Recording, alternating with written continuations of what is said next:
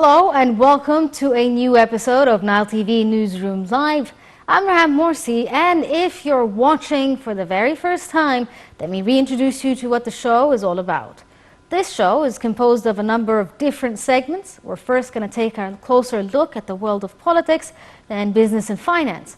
And then we're going to start to learn more about the world of technology and the culture and arts, in addition to a sports segment. We're going to have a lot in store for you in this episode, but first we're going to start off with a political segment after this break.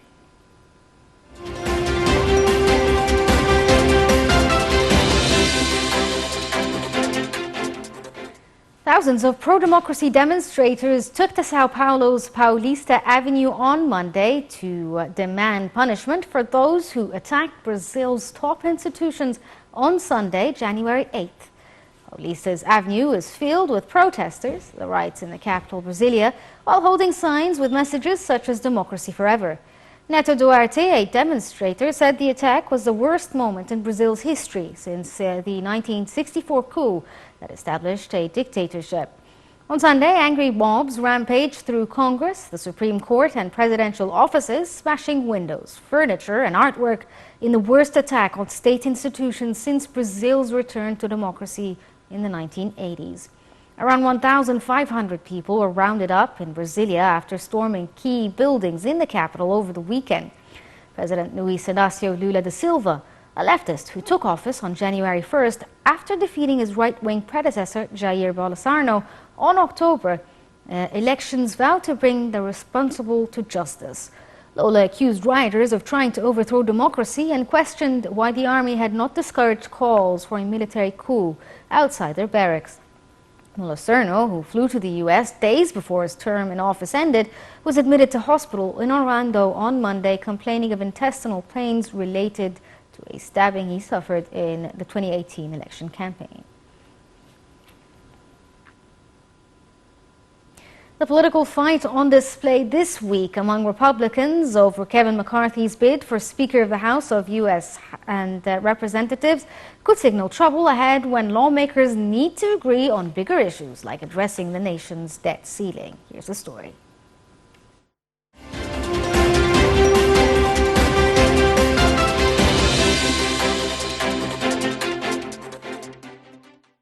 The Republican-led U.S. House of Representatives adopted a package of internal rules that give right-wing hardliners more leverage over the chamber's newly elected Republican Speaker, Kevin McCarthy. The legislation includes key concessions that hardliners sought and McCarthy agreed to in his quest for the Speaker's gavel.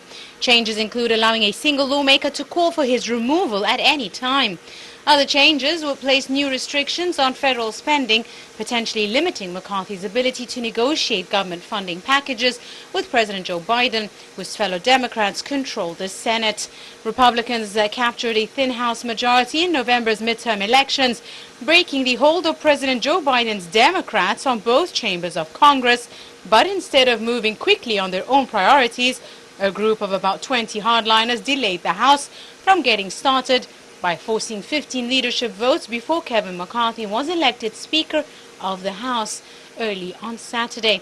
McCarthy won the House gavel in the end by making concessions to his hardline opponents, but his allies warned that those deals would make his job all the more difficult if he wins the speakership and has to corral his narrow 222 to 212 majority. The biggest challenge facing the House in the coming months will be addressing the $31.4 trillion US federal debt ceiling, which the U.S. Treasury is expected to reach later this year.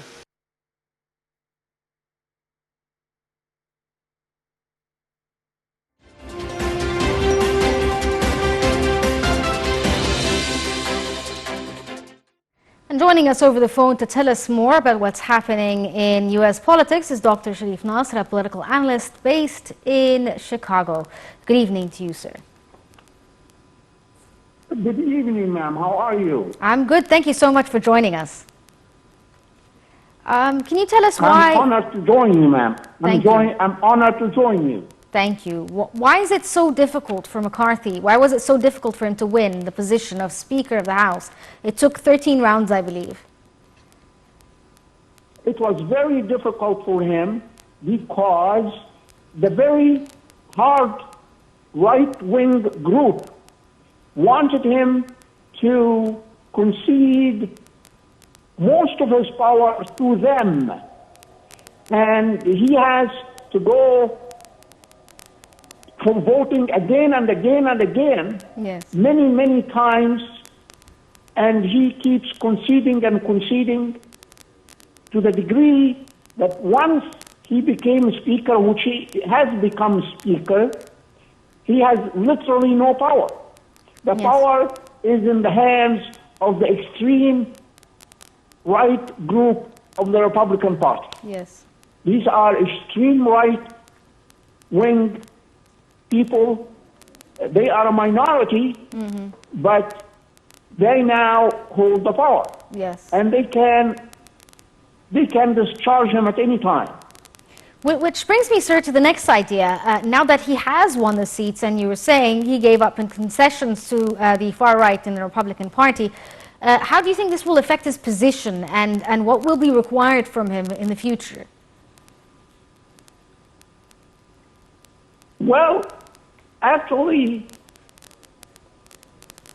the whole situation is a threat to democracy in the United States because he literally has all his power in the hands of this extreme right-wing people who, when push comes to shove, they really don't believe in democracy. They believe in dictatorship. And that's how they are. They believe in dictatorship. They believe in their own dictatorship. Yes, but what will it actually mean on the ground, other than how will it affect his job, basically, now that he has conceded so much? Will he be able to do his Would you repeat the job? question again, please? Will he be able to do his job given the concessions that he's done?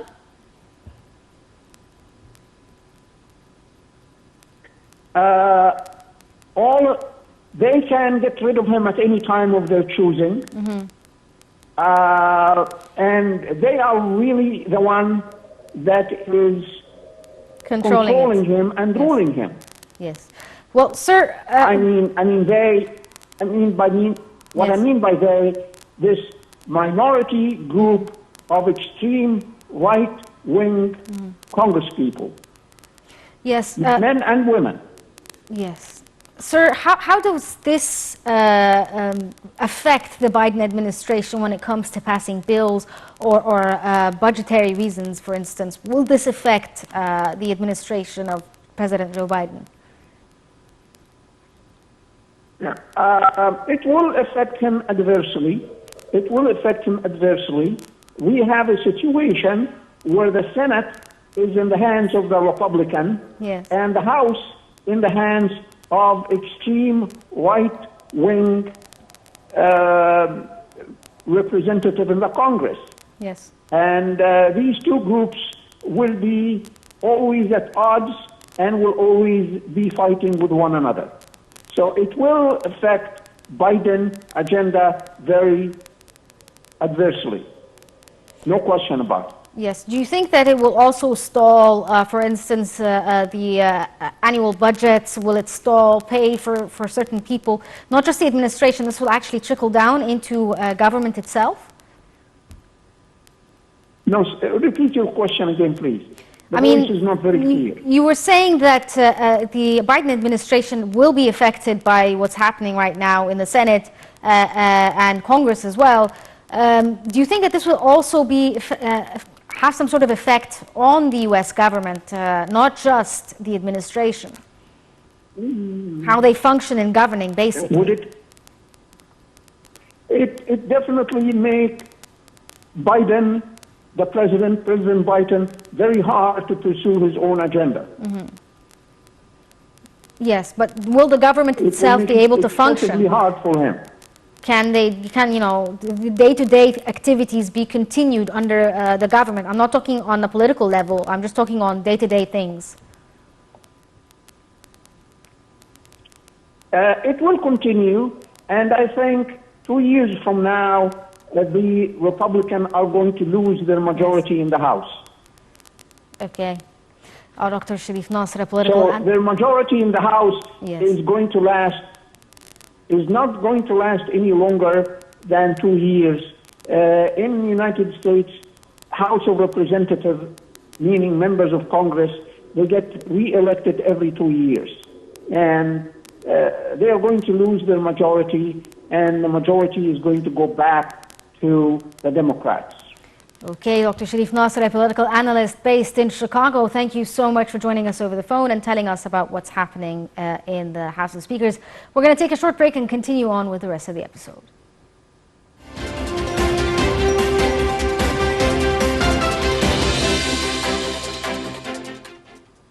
Welcome back. South Korea's foreign ministry said today it was communicating with China after Beijing suspended issuing short-term visas for South Korean citizens in the first retaliatory move against nations imposing COVID-19 curbs on travelers from China, adding they were communicating with China on the issues through diplomatic channels. The Chinese embassy in South Korea said earlier on Tuesday it had suspended issuing short-term visas to South Korean visitors. The embassy would adjust the policy subject to the lifting of South Korea's discriminatory entry restrictions, according to the Chinese government. South Korea began requiring travelers from China to undergo a PCR test upon arrival from last week, joining a growing list of countries imposing border restrictions amid concerns over infections following China's decision to end the zero-COVID policies.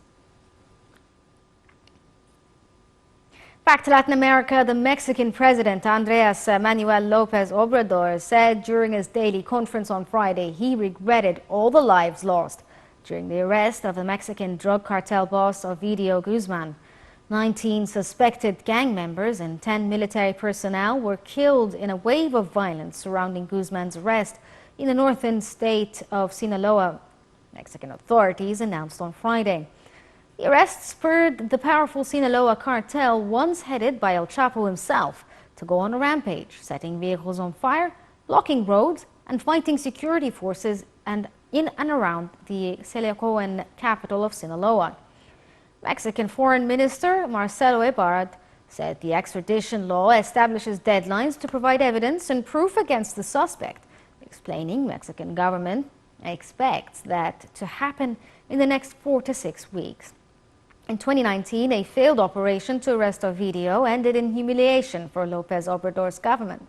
At the time, security forces briefly detained Ovidio, triggering a violent backlash from cartel loyalists and leading authorities to quickly release him to stave off the threat of further retribution from his henchmen.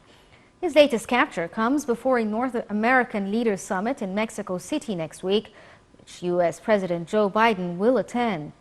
Cooperation over security is due to be on the agenda. The United States has caught Guzman's extradition for years. In 2021, the State Department announced a $5 million reward for information leading to his arrest and conviction. The State Department said, in addition to drug trafficking, there is information that indicated he had ordered multiple murders, including that of popular Mexican singers who had refused to perform at his wedding. Surging flows of the synthetic opioid fentanyl into the United States, where it has fueled record overdose deaths, has heightened the pressure to capture Guzman.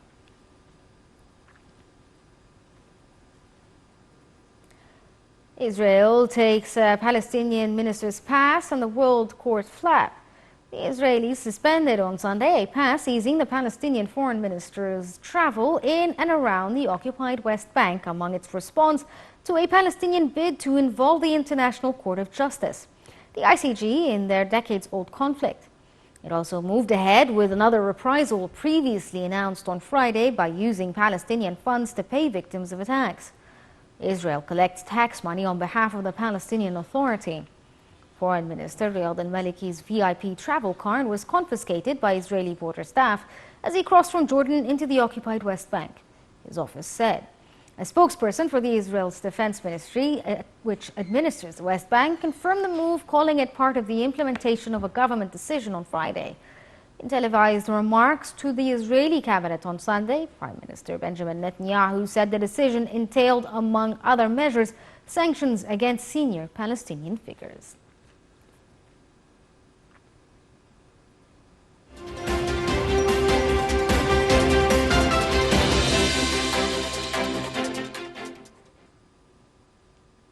Joining us over the phone is Ambassador Mohammed Badr Zayed, former Assistant Minister to the Foreign Minister of Affairs. Good evening to you, sir, Mr. Ambassador. Good evening, Ambassador Mohammed Badr Zayed. Yes, I apologize for that, Ambassador Mohammed Badr Zayed. Firstly, sir, thank you for joining us over the phone.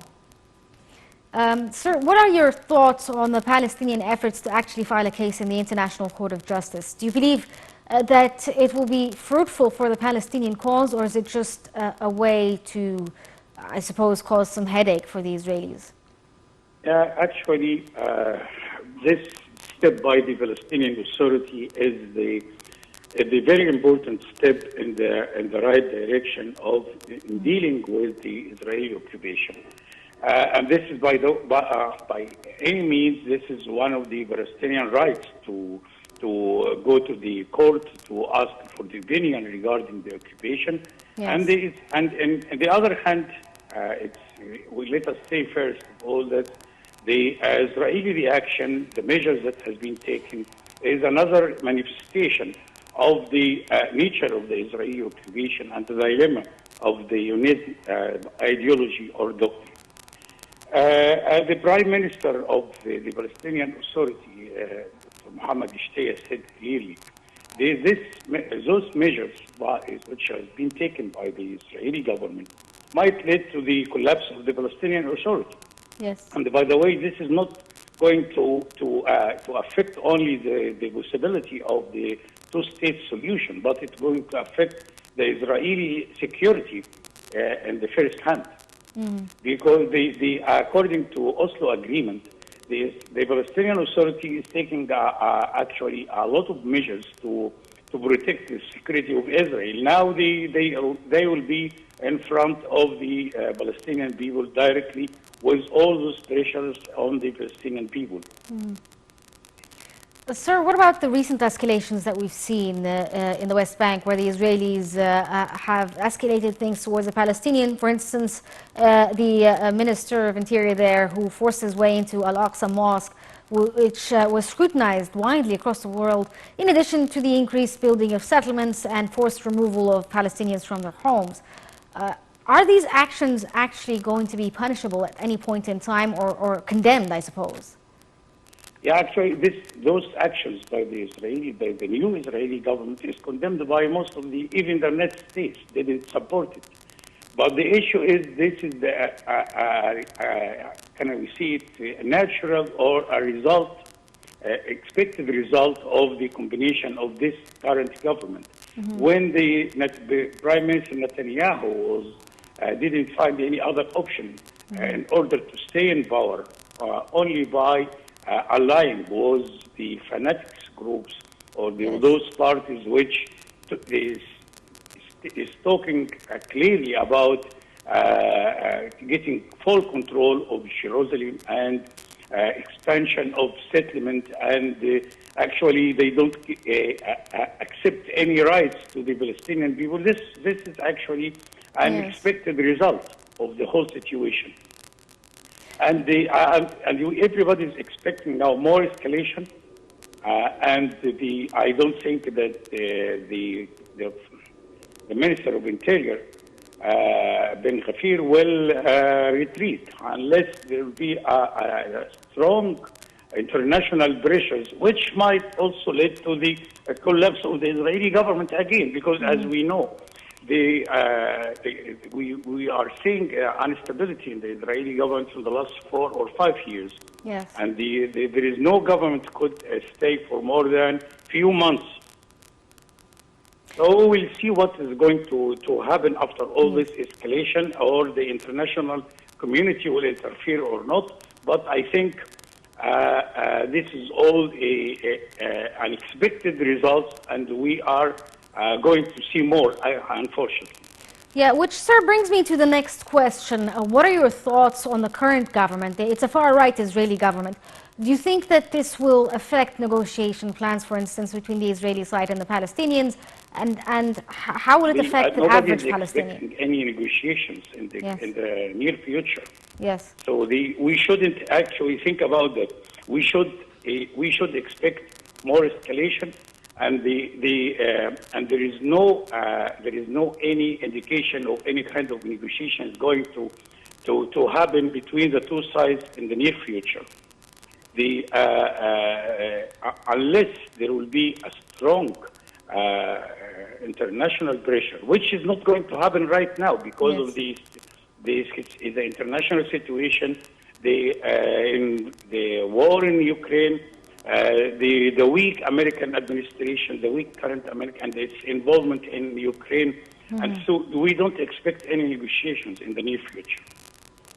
Okay, Ambassador Mohammed Badruddin Zaid, the former assistant to the Minister of Foreign Affairs, thank you so much for joining us over the phone. We're going to take a short break and get back with the rest of the episode.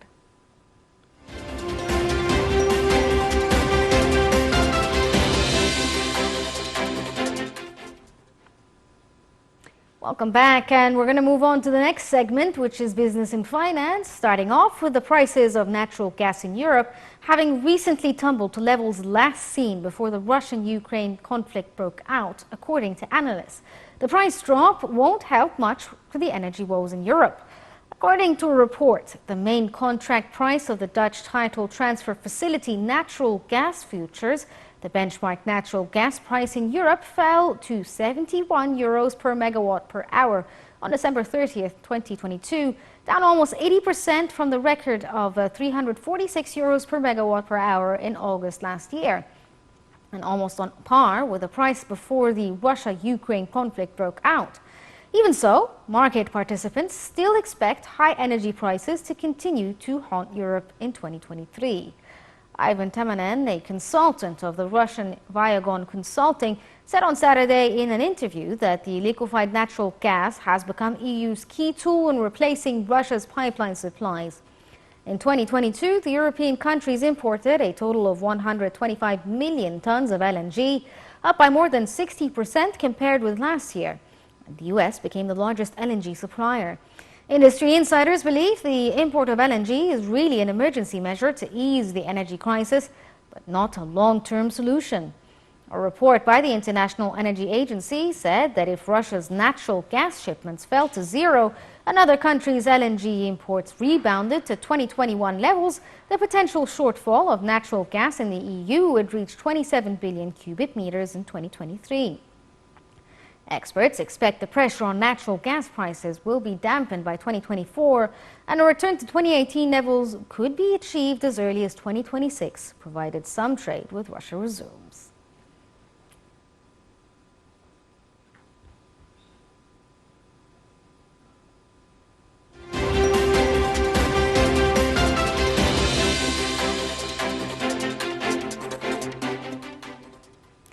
And joining us over the phone to tell us more about the energy markets and the worldwide supply issues is Dr. Ibrahim Hilal, a professor of energy and electrical engineering at Ain Shams University. Good evening to you, sir. Good evening, ma'am. Sir, can you tell us about the energy markets? They've been turbulent for the last few months, almost a year, since the start of the Russia-Ukraine war.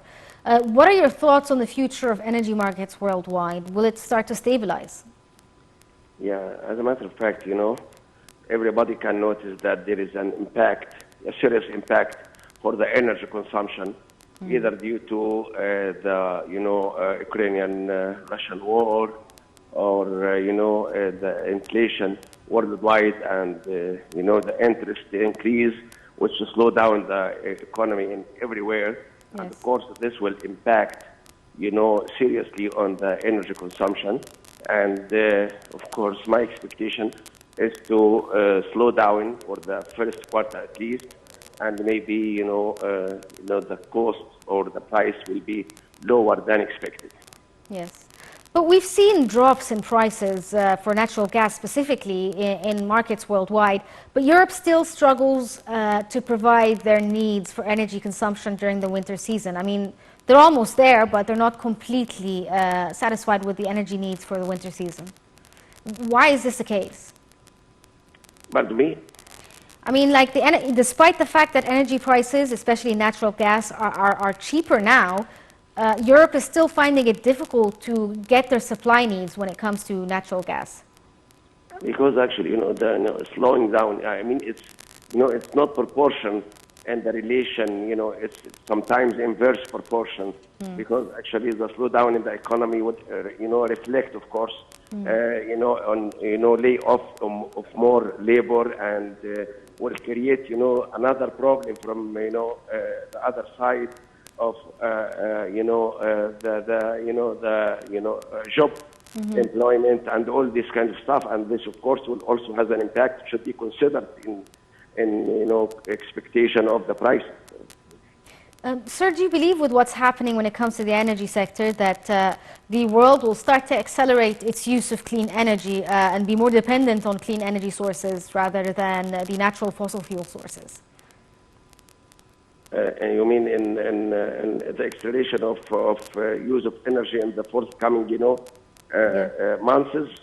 I don't expect it to be accelerated in I'm not very optimistic in that, and the situation we have, to be very suspicious, especially as you can look in our country, some of the major projects will, as long as it's not started, the Prime Minister now took a decision and, not to go for new projects as long as it's not started yet. So, I mean, this will have serious, impact on that. Yes. Do you believe that, sir, since we're talking about Egypt and the energy needs here as well, do you believe that Egypt could be a source of supply for the European Union when it comes to their gas needs?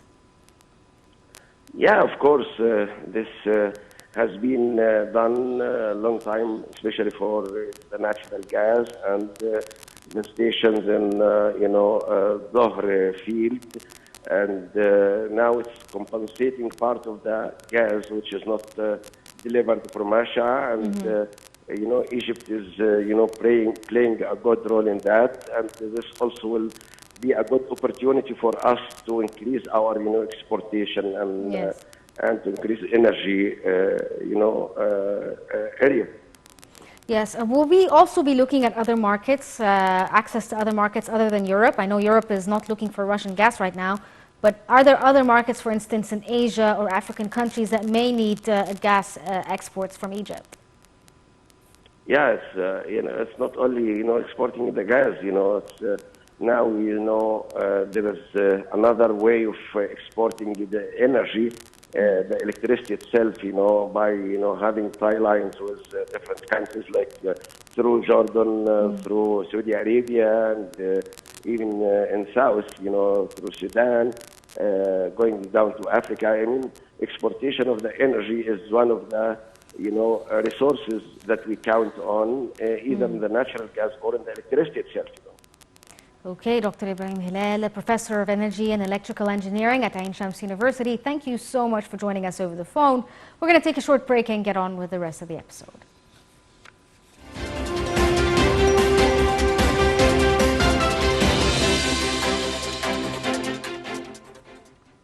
And China has taken multiple measures, including providing robust fiscal and policy support for markets and enterprises, and offering tailored guidance to key job-seeking groups to stabilize the basic employment market, according to the Minister of Human Resources and Social Security, Wang Jianbing.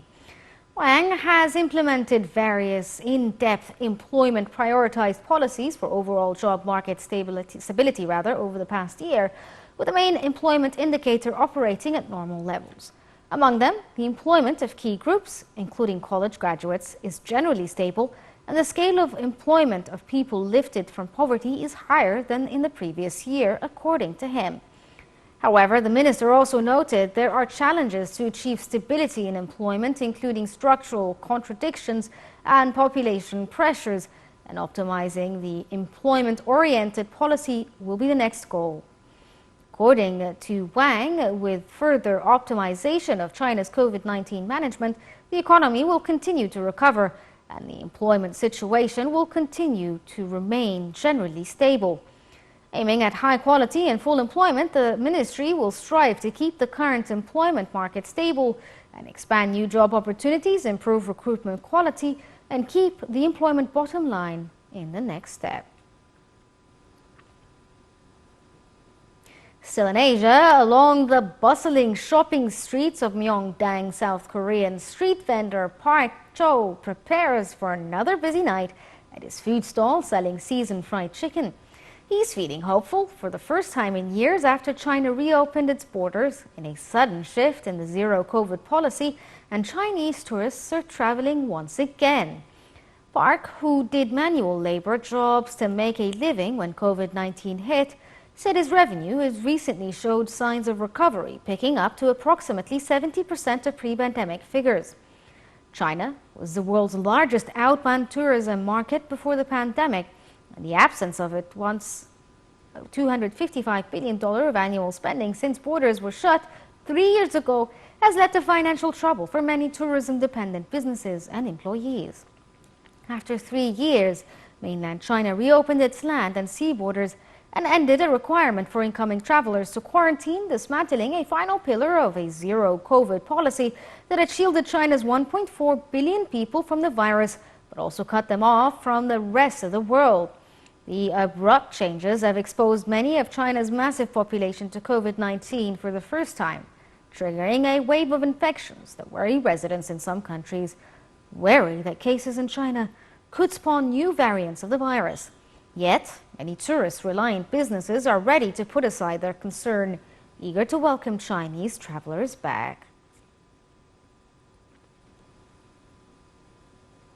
Back to Europe, French Prime Minister Elisabeth Borne on Tuesday will unveil the details of a pension reform that is already angering unions and a large majority of voters and will be a key test of President Emmanuel Macron's ability to implement change. One thing is clear, the French will have to work longer than they do now. The most likely scenario would see the government raising the retirement age to 64 from 62. Macron initially banked on 65, but giving up 1 year will make it easier to get the reform adopted in Parliament. What is also certain, the government is heading for a clash with the labor unions. All of them, including the moderate reform-minded CFDT, have said they rejected the increasing of retirement age. At this stage, it seems the biggest challenge will be the streets. It's unclear whether the unions can gather enough people angry not only with the pension reform, but also with issues including a cost of living crisis to derail Macron's plans. Pension reform in France, where the right to retire on a full pension at 62 is deeply cherished, is always a highly sensitive issue, and even more so now with social discontent mounting over the cost of living. With currently one of the lowest retirement ages in the industrialized world, France spends more than most other countries on pensions, at nearly 14% of economic output, according to the Organization for Economic Cooperation and Development. The polls show pension reform is unpopular. Now, although recent strikes action has been limited to specific sectors such as refineries and airlines, outrage over pension reform could spark broader protests.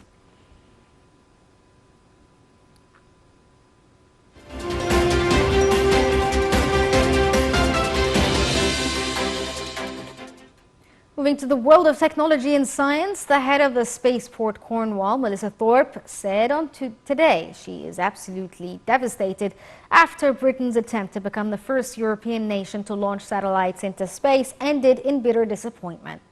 Earlier today, the Virgin Orbit said its rocket had suffered an anomaly that prevented it from reaching orbit. The horizontal launch mission had left from the coastal town of Newquay in southwest England, with Virgin's Launcher 1 rocket carried under the wing of a modified Boeing 747 called the Cosmic Girl and later released over the Atlantic Ocean. Pioneering British astronaut Time Peake said they will learn a lot from this, where it ended up being a technical error on the second stage. Peake, who joined the European Space Agency in 2009 to become the first astronaut representing the British government, He spent half a year on the International Space Station in 2016. Failure deals a further blow to the European space ambitions after the Italian-built Vega C rocket mission failed after liftoff from French Guiana in late December. The rockets have since been grounded. Europe suffered a series of setbacks in the past year, with its key Ariane 6 launcher delayed, access to Russian Soyuz rockets blocked by the Ukraine war, Vega grounded, and now a showcase launch for the burgeoning small launcher industry abandoned. The space launch planned to deploy 9 small satellites into lower Earth orbit in its first mission outside the United States base. In science and the medical field, the U.S. Food and Drug Administration on Friday approved a new Alzheimer's drug developed by U.S.-based pharmaceutical companies for patients in the earliest stages of the mind-wasting disease. Here's the story.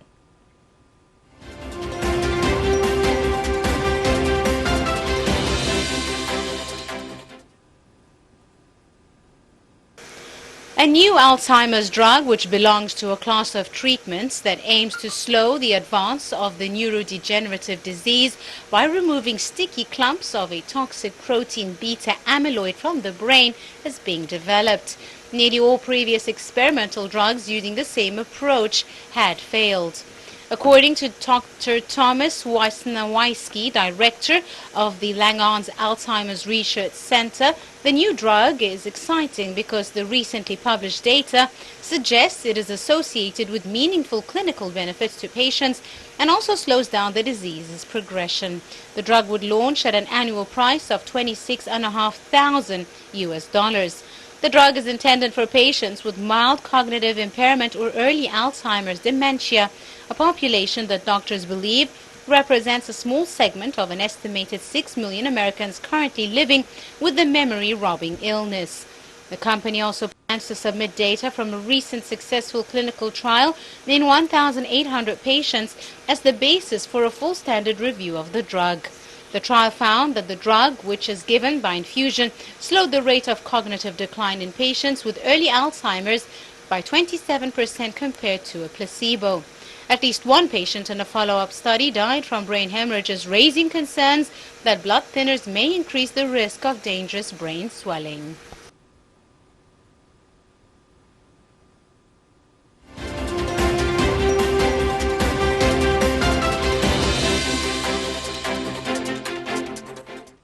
An electric boat that uses hydrofoils to fly over the water has been making waves at the CES conference created by a Swedish company. The C8 flying boat is 8.5 meters long, all-electric speedboat that cruises at a speed of 20 knots per hour or 23 miles per hour for about 2.5 hours. When the boat reaches a speed of 16 knots, its hydrofoils go into action with the C8 rises above the water, reducing friction, which makes the boat much more energy efficient. It also gets rid of seasickness.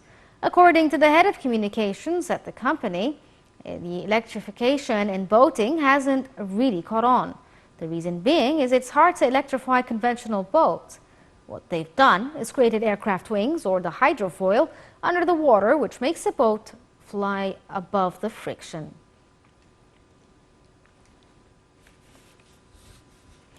Still in the technology conference, a bionic company based in Germany has got your back, literally.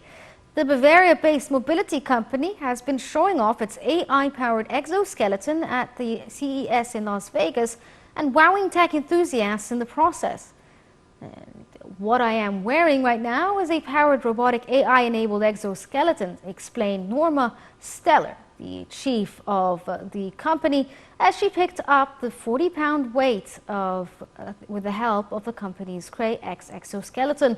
It looks like a yellow backpack and won the 2023 Best Award Innovation for Wearable Technologies. It's designed for workers in a physically demanding job, and what it does is it keeps people healthy when they lift. The exoskeleton uses AI to collect and analyze a user movement to help keep them safe while carrying heavy loads.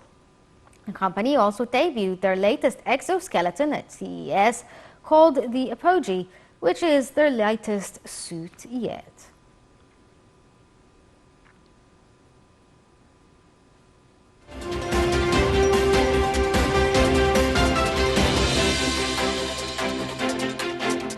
arts and culture, and after days of TV interviews, leaks, and a mistaken early release, Prince Harry's memoir officially went on sale today.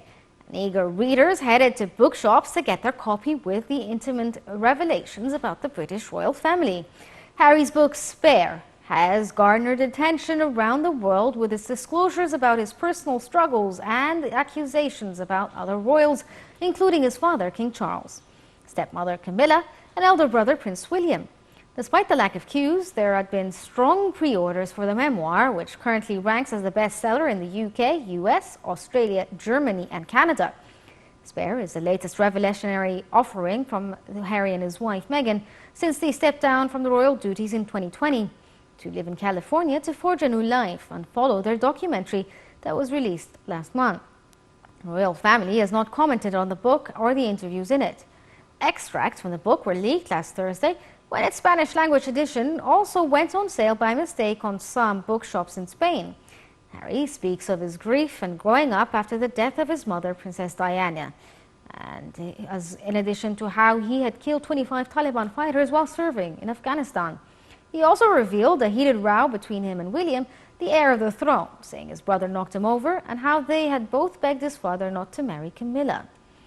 In interviews and TV ahead of the book launch, Harry has doubled down on these accusations that some royals, including Camilla and William, leaked stories to tabloids papers which had damaged either him or his wife in order to protect themselves or enhance their reputations. And interesting news, hundreds of Elvis impersonators on Saturday danced their way down the main street of Parks, an Australian town that held the country's iconic Elvis Festival for 30 years. Bob Steele, along with his wife Anne, started the festival back in '93 after a friend of his suggested it as a dinner party where guests sang Elvis tunes throughout the night. Whilst Parks is now known as the Elvis capital of Australia, support for the festival was not exactly good at the start. The annual festival attracts on average close to 25,000 people to the town located some 357 kilometers west of Sydney. The parade held on Saturday is a highlight of the festival, where participants would don wigs, perform Elvis' signature dance moves in bejeweled jumpsuits, and shake their way down the main streets of Parks, while others proudly displayed their vintage cars. This year's festivities will ended Sunday, after 5 days of frivolities and Elvis-inspired events.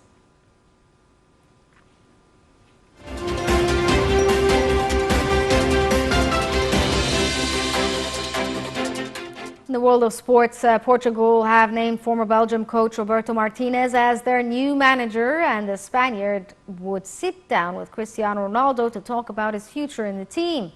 Martinez replaces Fernando Santos, who left his job after Portugal suffered a shock defeat by Morocco in the World Cup in Qatar.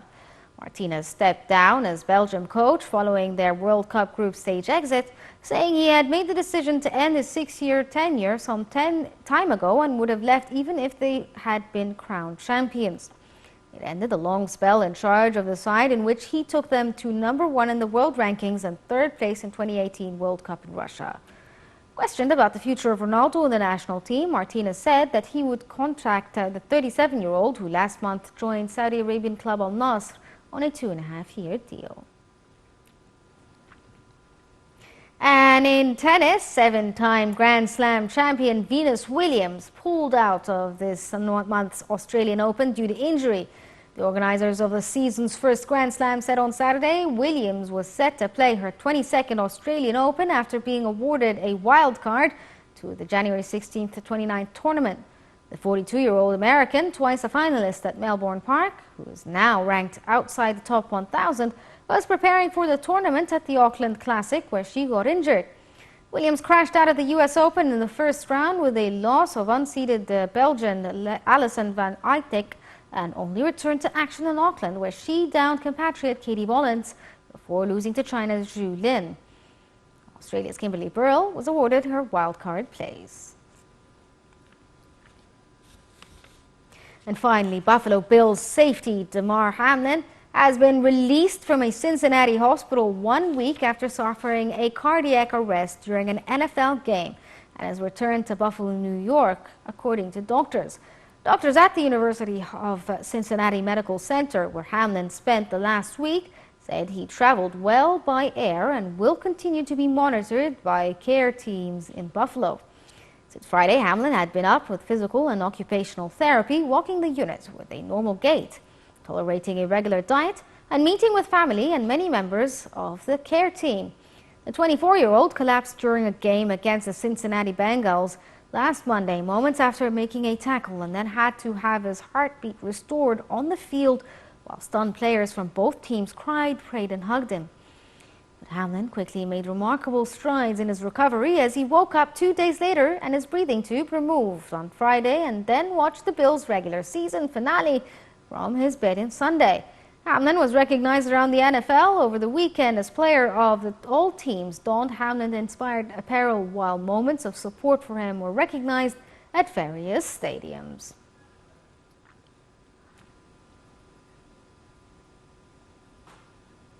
Well, that's all we have for you in this episode of Nile TV Newsroom Live, but stay tuned for more here on Nile TV.